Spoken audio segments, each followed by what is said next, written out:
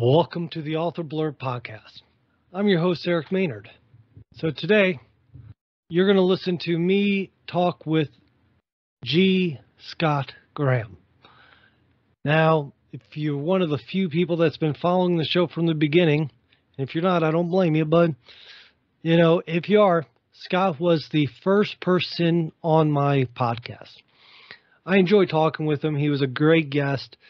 And one is, I felt like he was a good guest that deserved a better interview than what he got on the first episode. Because as we grow, we learn to do better. The show does better. And different things are added to make it more enjoyable. Scott was more than happy, which made me happy to have him come back on. And we had a great conversation. I hope you enjoy because, well, I enjoyed it. And if people still enjoy the conversation, maybe Scott and I will do a yearly update every year on the anniversary of the new show.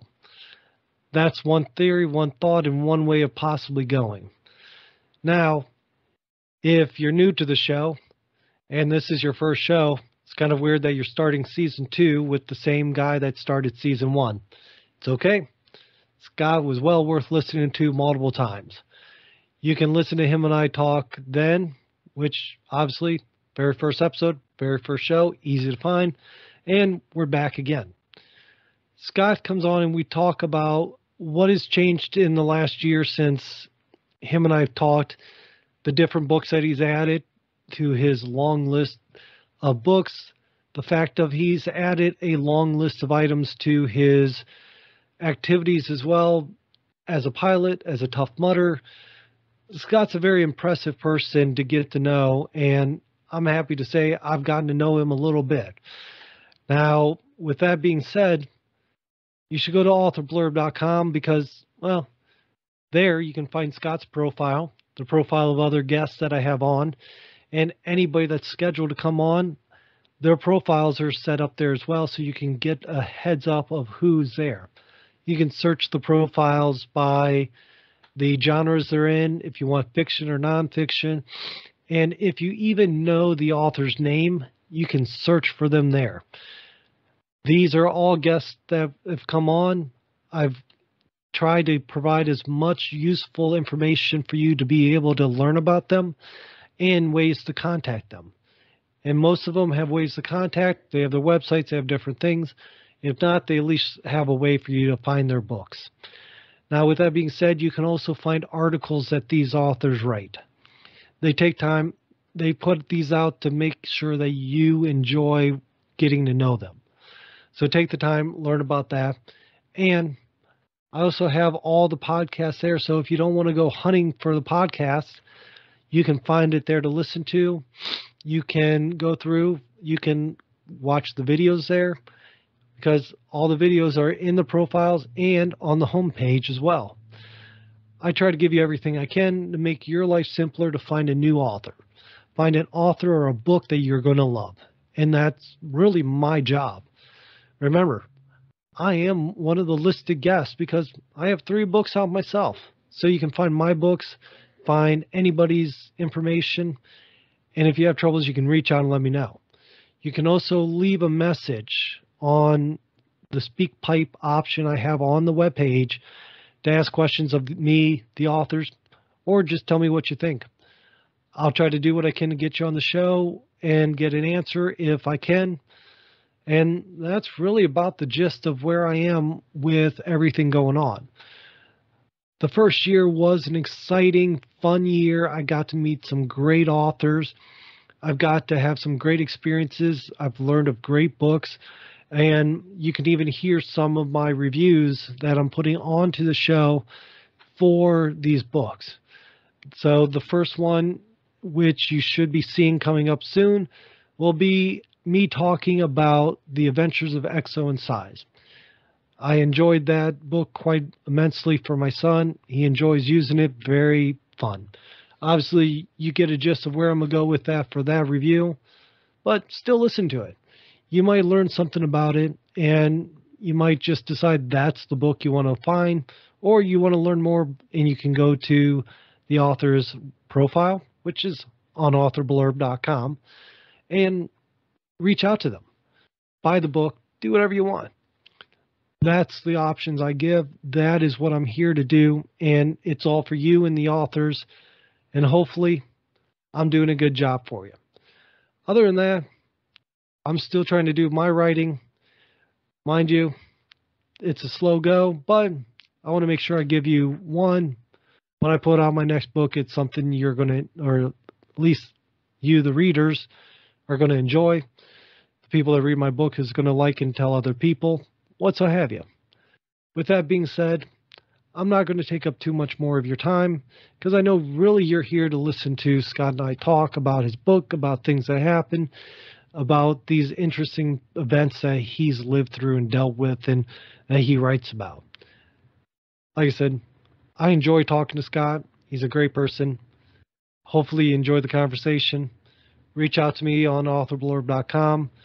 Reach out to me there and let me know if you have any questions.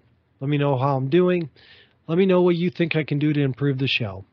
Hearing from you makes me happy and I enjoy it very much. With that being said, thank you. I'm here with G. Scott Graham. Now, this isn't the first time I've talked with him, but I'm very happy to have him back because, call me funny, Scott, I owe you a much better interview than the first one I gave you, since you were my very first guest. And like I was telling you before this, I was listening to it and I just thought, holy criminy, that was horrible.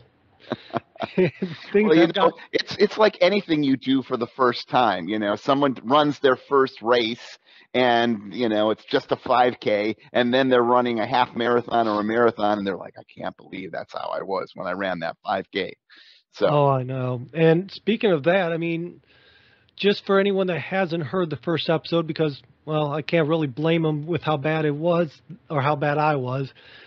Help people understand about you, because when you talk about 5K, you have a list of achievements. I think the newest one is you just got your pilot's license, if I'm not mistaken. I did. I had to do something this year. So since we last talked, I got my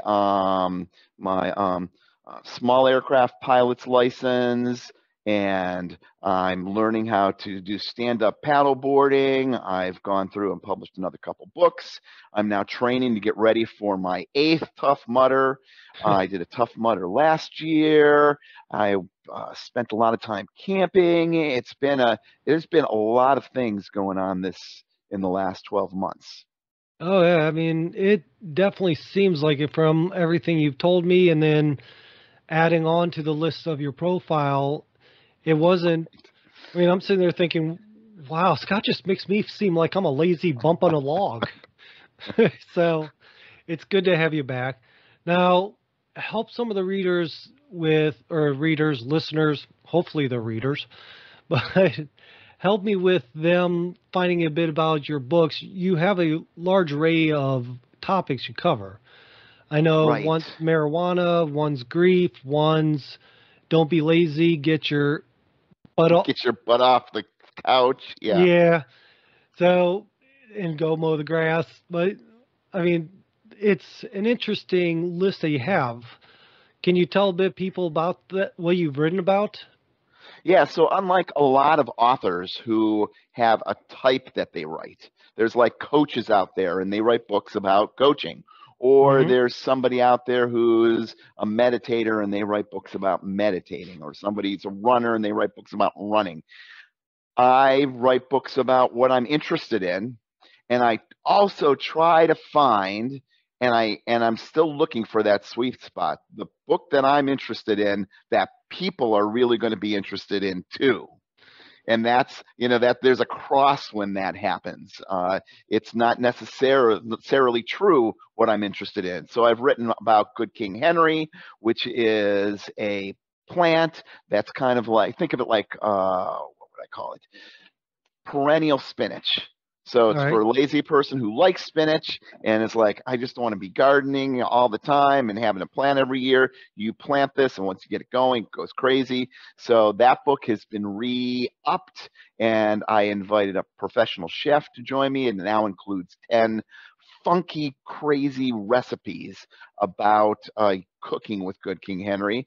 I've written a book about grief. I've written this book about that you were talking about, mowing the grass, which is, one of my pet peeves is people who are just overweight and have these small postage size yards, and they Right. own a riding mower. So the premise of the book is get out, mow the grass and get rid of that riding lawnmower, and use the money from selling that riding lawnmower to get some personal training and some coaching so that you're more fit. We spend so much of our time just sitting around with remotes or Amazon devices or Siri or a whole bunch of stuff. We just talk and things happen. Right. And this is about being more active. So it's a wide variety of books that I've written.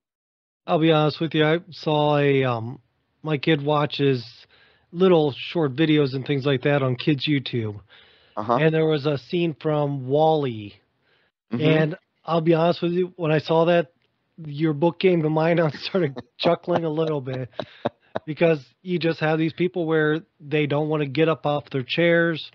They're just really kind of an obese society. So yeah, I Yeah. mean, that made me chuckle a little bit there. And oh, I agree. Now, my wife asked me if we wanted a lawnmower. I'm like, honey, I would. I'd love a riding lawnmower. We have a half acre, and it takes a little to mow it, but I don't go to the gym like I used to when I was younger. Right. And Right. and with two kids, I really have no exercise time other than lifting the kids up, yelling at them, running after them. The typical Right. Right. parent exercise. Parenting stuff. Yeah. So I'm Yeah. like, I would love a riding lawnmower, but I would just Good. become Don't get a riding lawnmower. no. I look at them, I dream of them, but I'll probably never get one just because it's one of the few exercises I still get. But I did a experiment in the book with a friend where he had a riding lawn. We measured it out. all We right, measured out this piece, and he had the same size plot of land, and I had the same size plot of land to mow. We put both mowers in the garage, shut off with the garage doors down, and we timed ourselves to go out, mow the plot of land, come back, put the mowers back, and it took him. He finished like 3 minutes ahead of me between getting out, going back, because you can't go 80 miles an hour in a riding lawnmower. I mean, you right. can. There's in my town they have redneck riding lawnmower races, but typically you can't do that. Right. And we finished in a very close amount of time. So the riding lawnmowers don't save you money. I mean, save you time. They just Yeah. take your money and give you an opportunity to drink, I don't know, Mountain Dew while you're driving back and forth, because you can't do that when you're pushing a mower, Right. Oh no, you right? definitely can't. So, and I mean, Yeah, you have to make sure you're paying attention, obviously. But yeah, like I said, I'm definitely not getting a riding lawnmower. One, I'm kind of a cheapskate when it comes to certain things like that. Two, that's good. I need more exercise. I'm getting a little more jigglier than I'd like to admit. I hear you. I hear you. The joys of aging. Right, So, right. so what else? So you're telling me before you had your new book out, Hmm. the Come As You Are 3 years later. Hmm. Tell me a bit about that because that's your newest one out. It's just freshly out as the time we're recording this. That's a follow up from another book that we were discussing. Can you give people a little bit insight of that and what to expect from it? Sure. Yeah. So I wrote "Come as You Are: Meditation in Grief," and I wrote that book and released it maybe a year and a half, 2 years ago. And that really talked about grief and how I was going through grief in the pandemic and isolation, and gave people a little bit about an insight about ways to handle it, meditation strategies, along with kind of like a personal memoir. So if you imagine part feedback and thinking about how we grieve, and you think about a personal memoir and some stuff about techniques that can help you with grief, combining those three things made that first book. Since writing that book, I've continued to experience grief and loss, and there's been changes. The APA came out with this grief diagnosis that was just approved about a year ago. And as that stuff happened, I felt the need to communicate and let people know more thoughts about grief. And I wasn't sure what to do with that information. And so I decided I would start posting on Medium. I already had a Medium account, and I posted a couple of articles, and then a couple months went by and I posted another one. And as time went on, one article turned into 2, turned into 5, turned into 10, turned into a book. And what I discovered, and I have to tell you, I really enjoy writing. I think I have a lot to say, and I have a voice, and I may choose to continue down this path in the future because it was so fruitful for me. Posting those things on Medium as opposed to what I typically would do, which is to write and write and write and write and write and write and write and write and write, and then you got a book that you have to edit and edit and edit, put out, and then you test the waters.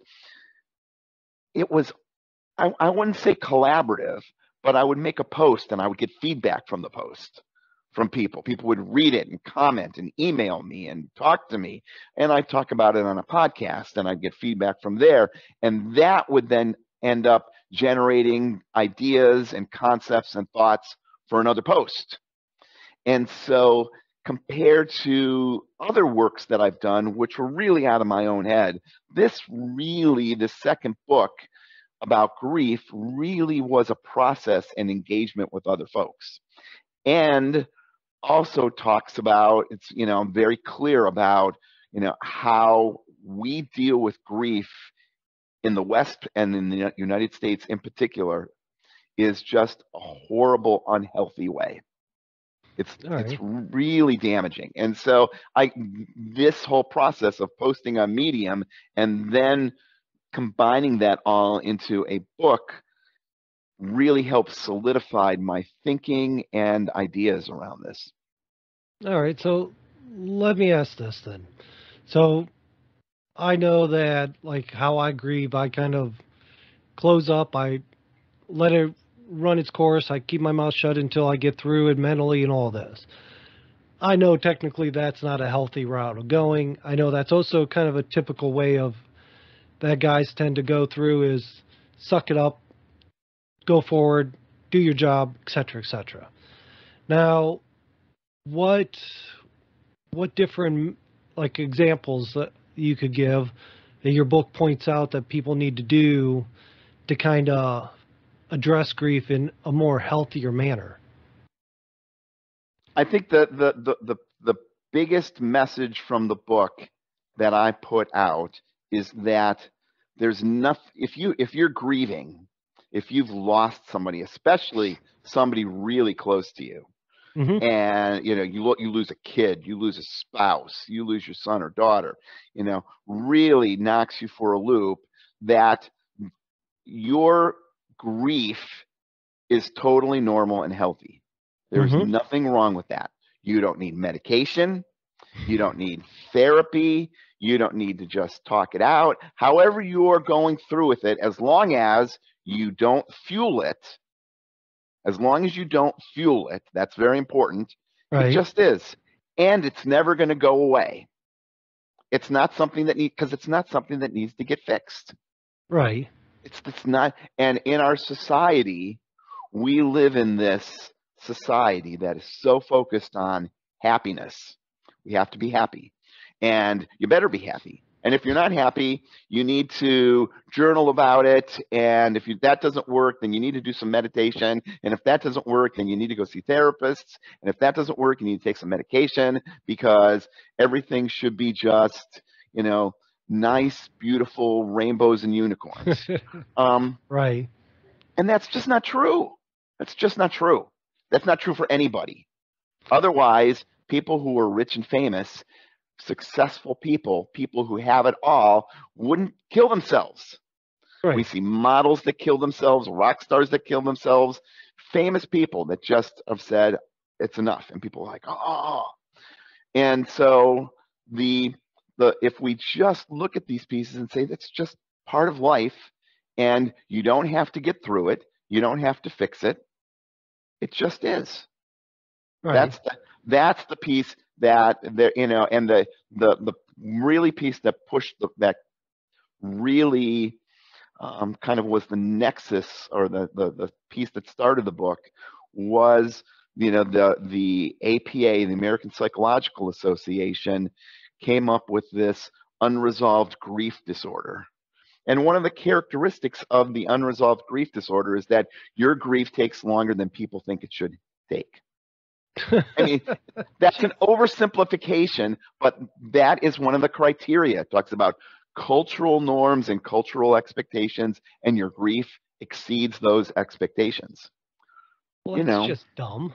I mean, like you said, everybody has their own way of grieving. And to say because somebody else thinks I should not be grieving, I'm in a unresolved grieving process, is stupid. It is stupid. And I point that out bluntly and directly in the book. And then the other piece that happens is that over time, the people that are there to support your grief just move on and forget about it. Yet it's still there. It's still going to be there. I think of these people that have lost their kids, like in these school shootings. That is going to be with them for the rest of their life. Yeah. And to expect that it's not going to be with them for the rest of their life is ridiculous.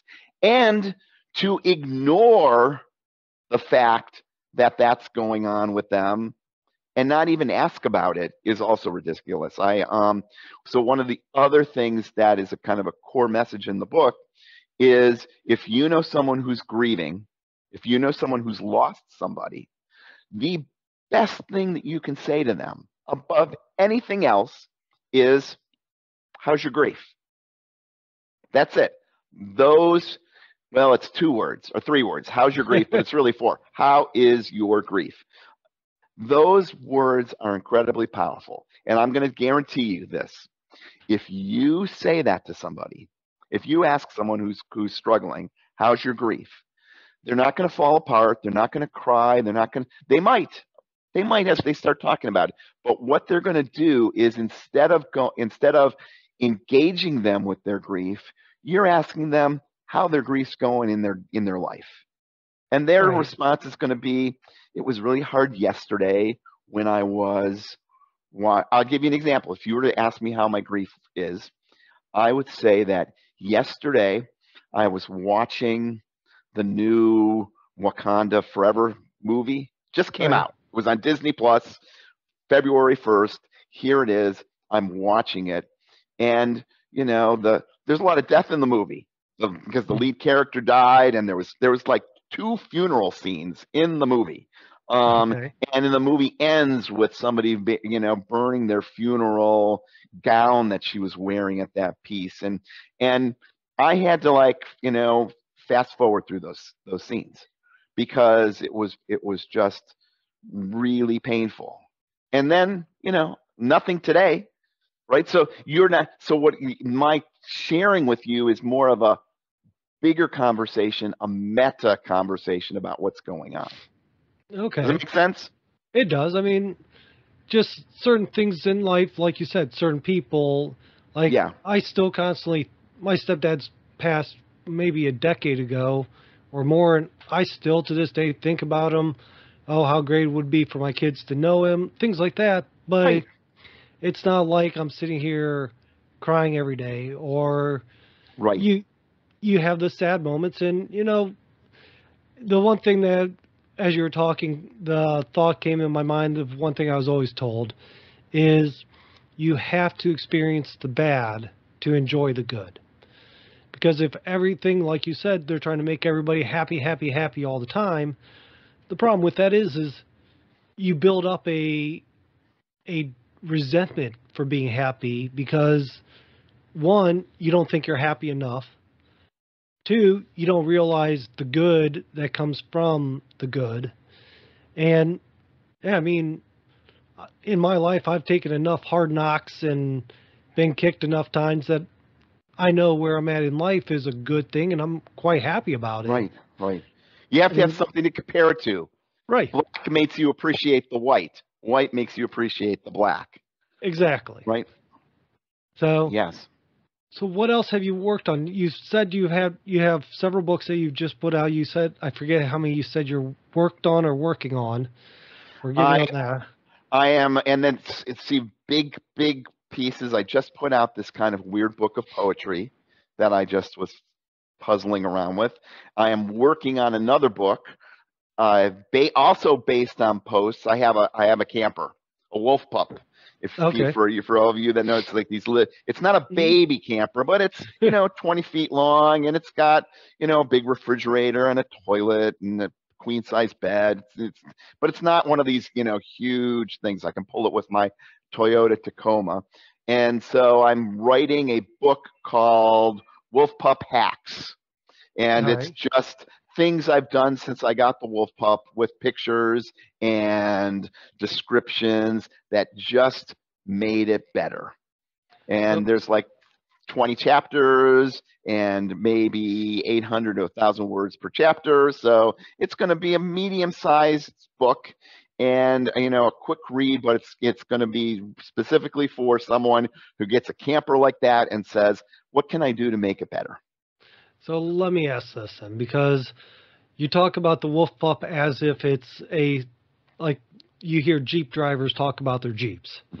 You know what I mean? I mean, Jeep drivers, motorcycle riders, if you see another person with it, you kind of feel the person might be a complete jerk, but you're not paying attention to that because, hey, they got the Jeep, or I got a Jeep, they're driving this Jeep. Motorcycles are looking at, of course, well, depending on your motorcycle, depends on which type of group you fit in, I guess. Right. But I am in two wolf pup groups. I'm in two wolf pup groups on Facebook. There's one that is wolf pup owners, because there's wolf pup is like a Jeep or maybe like Chrysler or something, and then there's specific models of that. And so I'm in the wolf pup group, and there's a bunch of different wolf pups. And I'm also in the wolf pup 16FQ group, which is 16FQ is the model for my specific wolf pup. I see. And I have to ask, are these large groups, or because I'm not familiar with campers? Oh, no. These are large groups. These are large groups. And the benefit of these is that they're loaded with collective wisdom from especially since the pandemic hit. Everybody went out and bought a camper. You couldn't get it. You couldn't get a camper. Everybody went out, and everybody's also out camping now, which is another thing. And all these folks know nothing. It wasn't like me. Like, I was a hiker and a canoeer, and I was an outdoors person. And then, at some point, I'm like, I'm sick of laying on the ground. Yeah, we talked about that last time too. I want to and so I'm camping in a camper now, and it's great. But there are people who never did that stuff that were like, I can't go anywhere during the pandemic. What am I going to do? Let's get a camper. And they bought a camper, and they don't know the first thing about anything. And so they're out there trying to figure those things out and looking for all kinds of insights on everything from backing up to how to hook up their camper to electricity the right way to, what to do for more storage, and on and on and on. I will say I've backed up a camper before when I was a kid. My grandpa, I always found it funny, and I think we talked about it the last time too. My grandma and grandpa, they had a pop-up camper. And when I would go camping with them, they would hand me a tent. I would sleep in the tent. They would sleep in the camper. It was like a But dog house for a person. That's what it was. yes, but I remember my grandpa had me back up. And this was before I even knew how to drive. So I'm on the very edge of this old pickup truck seat, trying to back up the camper in the pickup truck, and my grandpa telling me, "Don't mess up, or I'm gonna snap something." And I'm sitting there going, "I'm like, I don't want to do this. Like that. Like, can I just wave outside, tell you back up, keep going, stop?" He goes, "No, you got to learn." I'm like, I'm scared to death. Yeah, I mean, it's definitely a trick. And being honestly, anytime I hauled a U-Haul or a trailer or something like that, if I can avoid backing up, I will take the long way around just to Right. keep going straight. Right. Exactly. Yeah. Yeah. So So there's it's amazing in this to me in this information world that we live in now. I mean, there's a group on everything. yeah, I bought a Toyota Tacoma, to pull the camper because the other vehicle was just not cooperating. I need to get a new truck. right. There are Toyota Tacoma groups Oh, that I are out believe that. there, right? And they are like, there are videos on tips and tricks for the Toyota Tacoma. Like, Yeah, wow. yeah. Yeah. I've seen a lot of different groups and all this. So that's kind of why I asked, is it a very big group? Because, some of these groups I've seen, there's small groups of people that are very, very in love with their whatever the topic is. Where you have some groups like the Jeep people, Hmm. the Corvette people, or the classic car people. That's a large society of people because, one, it's been going on for a long time. Right. Right. So, Yeah. what do you find different? I mean, I guess here's a better question. What kind of people do you find in the camper community versus before you got in there and the people you met while you were camping and all this stuff? Do you think there's a difference between them? Between the people that are in the campgrounds now that I go to compared before, Yes. yeah, they're definitely more. They're older and fatter, and some of the campers in some of these campgrounds are just they're like mini houses. Eh, They're mini houses. There you can get campers now that have fake fireplaces in them that are gas fired that go up, and when you're inside of that, it doesn't feel like you're camping at all. It feels like you're staying in a hotel or a small house. My camper still feels like it's camping because it's right. just a smaller piece that it's got a small footprint, and like I said, it just has a queen size bed and a small kitchen and a bathroom. And most of the time when I'm there, I'm outside. But if I need to Right. be I'm inside. I have a little table that I can sit in and I can hang out. It doesn't have, an expandable living room with a fireplace and stuff like that. So it feels more. It still feels like a little cramped camper because you're outside to be able to spend time with it. But most of the people in the campgrounds are older folks, fatter folks. There's not that many people that are out there that are wanting to go like biking and hiking and stuff like that. Those folks typically have tents because Right. they put all their money into hiking gear, climbing gear, kayaks, things like that. The Right. camping people put all their money into their campers. Right. So, which makes perfect sense. Yeah, And yeah, like I think we've discussed a few times, there's no way I can sleep on my back anymore. It's just, right, right. it's, I keep thinking about taking my son out camping when he gets older, and I'm thinking, wow, those rocks and bumps are just going to kill me. Right, right, yeah. And it also depends on the type of campground you go to. So if you go, there's a different kind of person who stays at state parks, All right. and you go to, and that's what it is. It's just a state park campsite. There might and not much beyond the trees and the water and stuff, versus somebody who stays at a campground where they have a community fire, a water slide, a pool, a hay rides, and all these other, and a bands on Saturday nights. You know, Right. that's a different type of experience. And so actually, this is an upcoming book. Maybe 2 years, 3 years down the road, I'm slowly hitting up state campsites in New England, and I'm going to write a book about each of the states and all the state campsites that you can stay at. So, Huh.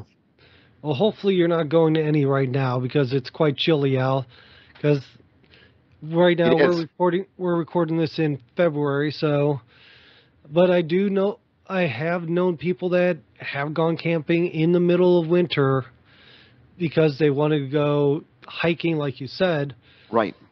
Me, they've invited me, and I've said not a chance. I was born in the summer. I like heat. I do not like my toes to be cold. You're not getting me to come along. It's supposed to go to 15 degrees below zero here tomorrow. Oh, So, jeez. yeah. Yeah, I was down here in Virginia. I think we're down to today's high is 30. Right. There's So- this thing coming from the Arctic or something. You're going to be cold tomorrow too. Just Oh. you're not going to be as cold as me in Vermont, but Right. you're going to be colder than normal. Now, speaking of Vermont, I saw on your YouTube channel, and I just saw it today because when I was looking up the interview, I typed in your name, and one thing I saw which made me chuckle was Vermont's way of Tai Chi in the winter. Oh my God, you saw that already. I just put that up yesterday. You were That's doing so you were funny. doing Tai Chi. Now, for anyone that doesn't know, Scott he teaches Tai Chi. And in the first interview, you were talking about how it was a really cold and rainy day. You missed it, and your class gave you a hard time for missing that one time. So like I said, I was looking at it, and I saw it today, where you were doing Tai Chi in snowshoes. And for anyone that's not really familiar with snowshoes, it looks like almost a whisker, not whisker, a whisk basket or a weed basket that's a flat tennis racket that snaps onto the bottom of the shoes. You were doing that in I don't know how deep the snow was, but I mean, explain that a little bit to me. So as you said, I teach this Tai Chi practice group. It's been a great privilege. I've been teaching this group for many years now. Wow. And we started, now this is Vermont, right? Right. Snow, cold. Right. We started, and this group ranges from, 59, 60 years old is the youngest to like 85 years old is the oldest. And we meet at a park, outside at a park. We started meeting at this park during COVID, and it came time to wrap it up. And I mean, we meet year round in this park. Right. Year round in this park. And so COVID's kind of passed, and I'm like, do we want to get back together and go inside and find that? They're like, no, we're meeting outside. I'm like, okay. I missed the group once. It was raining cats and dogs. And I was like, there's no ways. And there were 2 people there waiting for me. And they're like, where were you? I'm like, all right, I'm never going to miss it ever again. I mean, we've met when it's been 4 or 5 degrees below zero outside, and people are all bundled up. And so we just finished going through. Now they haven't perfected it yet, but we've just finished going through all the parts of a Tai Chi form called Sun 73. And Sun is the guy who came up with it. So, Right. it would be like if you had a Tai Chi form, it might be called Maynard, right? Okay. And so Sun is the guy that came up with this, and 73 is how many different movements there are in this. Okay. And so you've learned the hands and the feet and all these other stuff. And we just finished it, and we're joking about it. And I thought, you know what? I'm going to get out there in this deep snow with snowshoes on. And these snowshoes are like, your feet, if your foot's like this, the snowshoe's like this. In Right. fact, a couple times in this video, somebody said to me, they said, "You're really jerky in this video." I said, "That's because I stepped on the back of the snowshoe and I almost fell flat into the snow." And so I decided that what I would do is I grabbed a friend of mine and I said, "Let's get outside and I'm going to videotape this. I went go through the whole form. It's not perfect because obviously I'm wearing snowshoes. And at one point in the video, you can see where I've turned and I've done this one motion and I've got a black lab, and the black lab is like, "Are we playing a game?" And so the black lab comes, she jumps on the back of the snowshoe. I almost fall over, but it is a fun way to I sent it to the people in the practice group and said, "Hey, here's something to entertain you. What do you think?" So it's funny that you stumbled upon that. Yeah, like That's I said, great. I saw that and it just made me chuckle, and I'm like, That was yesterday. I figured I had to bring it up. So what else is going on with you? What else? I mean, you're, like I said, from even before on our first conversation, you had an ungodly amount of activities you've done, like the Tough Mudders, the races. I couldn't name everything. You train firemen, you're a coach, you do all these different things. You now are a pilot, you've increased your Tough Mudders, you're training for another one. Right. I mean, I'm picking up, I'm now doing stand-up paddleboarding, or now I'm actually not doing it yet. I'm planning to do stand-up okay. paddleboarding, and I've already booked. This is the other piece about camping. All the campsites in the world are booked up. If you want to go camping, you're not going to find any campsites, I'm telling you, this year. I booked out sites in October for July. Oh, geez. Right. And so this year is a lot of camping, and every single campsite that I picked, not every, I would say 90% of the campsites that I picked are all near bodies of water. So I can get out there with the paddleboard and the dogs. And the dogs. I have two dogs, a black lab and a little white Jack Russell. Okay. And so the plan is to train the dogs to get on the paddleboard with me at the same time while I paddle about. Now, I don't know how to paddleboard. I've never been on a paddleboard before. I have got a paddleboard and all these other stuff. I had to look around to find one that was. They make dog. You have to buy a paddleboard that's good for dogs. Okay. Because it has to support a certain amount of weight. It has to be a certain width and all these other pieces. So I've got a paddleboard that's going to support the three of us. And this spring, I got to train them to stay on the paddleboard while I paddle around. Because if one jumps off the paddleboard, if the little white dog jumps off the paddleboard, it's not going to be a problem. But if she jumps off and the lab jumps off the paddleboard, I'm going off the paddleboard. So then, I can picture being in the middle of a lake, and then I need to get myself and the two of them back on the paddleboard. It's going to be, and so I've got a lot of camping. I'm camping. Here's a little tidbit for you. Between May 5th and November 2nd of this year, I'm going to be outside camping with the dogs 75 times. It's a lot of times, a lot of days. Yes, it is, but being outside's a good thing. Fresh air. It's a good thing. Yep, absolutely. That's why I'm doing sunshine, you got to have that. I think we all need to be outside a little bit more than most people are anymore. And I'm speaking for myself too, especially with the cold. Like I mentioned, I'm not a big fan of the cold, but yeah, I hear you. I'm usually in the backyard with my son, chasing him and all that. So that's good. Yeah. So yeah, it's definitely good to be outside, and hopefully it's a good time for you. And then my next book is going to be stand-up paddleboarding with dogs. How to do it. I've already started it because what I discovered, this is the other little tidbit that inspires me to write. There's no information out there on how to teach your dog how to stand up paddleboard. There's a couple of websites here and a couple of websites there, and not much. It really points to potentially, again, it could be a miss. It really points to a potential area that people want to read about because there's nothing there. And that kind of reminds me of one thing that you said on a different interview of another show I listened to you. I want to say it was author Eke. And you said that you write books and things like this because you can't find the information out there. And you even tell your clients that if they want a book, they need to find a topic that suits them that other people are not writing about so that they can get attention.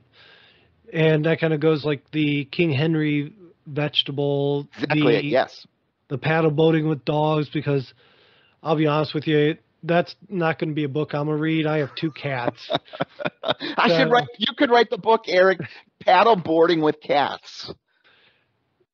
Scott, let me ask you a question. Honestly, have you ever seen a cat with water? I have, but there are some cats that do appreciate water. I mean, that could be the whole thing, how to get your cats used to water. Yeah, like, don't get me wrong. I have a cat that likes to play with the drips from, like, my shower. She'll run in, play with the drips, the puddle. But come bath time, I need those, like, the suit of arm protectors, the gauntlets. I need those to go around my forearms. Because if I don't, the cats just... I wear long sleeves in the summer just when I give the cats a bath to protect myself. Well, you know what? If you were to write a book about stand-up paddleboarding with cats, you wouldn't have to worry about them jumping off the paddleboard and knocking it over. Let's hope not. I'd hate to imagine getting them back on the board. Oh, man. Criminy. Yes. That would be an adventure in itself. Right. So it sounds very busy. I mean, it sounds like you have a schedule, just you're going to keep adding more. I mean, heck, I might have to have you come on next year as well, just as a refresher of all the things you had.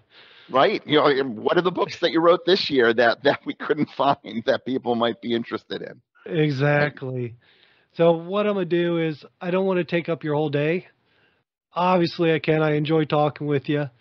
I'm going to end the conversation for everybody else. You and I are going to keep talking a little bit more, but I have your profile, all the information you've given me on authorblurb.com. There's a link to your profile in my show notes. Where, other than me sending them to my website to find you, where do you like people to go find you? You can easily find me just by Googling my name, Scott Graham. Tons of information, including this video and other videos, maybe even the Tai Chi video now is floating out there. If you just Google my name, you will be flooded with information. Scott, SCOTT, GRAHAM. And just so anyone needs to know, if you forget to add the period, Scott still comes up. So G. Scott Graham will come up. So I do appreciate you being on. Like I said, I've enjoyed talking with you. And we're going to talk a little bit more if you can hold on for me. Yeah, and I have to say, congratulations on doing this for a year. Statistically, most people that start podcasts fizzle out after a couple of months. That's statistics. So the fact that you have stayed the course and are now on year number 2 is such an accomplishment. You should be really proud. Well, I'll be honest with you, there is some benefits to it. 1, I get to talk to great authors like you. 2, I've come to find more books, and my library has grown. I think in the last year I've gotten 10 books, ebooks, paper books, audiobooks that I'm just trying to get through reading now. So, I mean, I'm happy with it, so I see no end to it. And I appreciate, like I said, you coming back on. I owed you a better interview than what I gave you. And that interview was fine. I've been on really bad ones. It's getting the message out. That's the important thing. Exactly. Well, thank you again. Hold on for one moment. I'm going to stop the recording, and this will be the end for everybody else. So thank you for making it this far. Remember, you can go to authorblurb.com, where there's plenty of stuff there for you to find, enjoy another author, enjoy finding that book that you love. So take the time, do me a favor, share, subscribe, enjoy the show, and tell others. Thank you.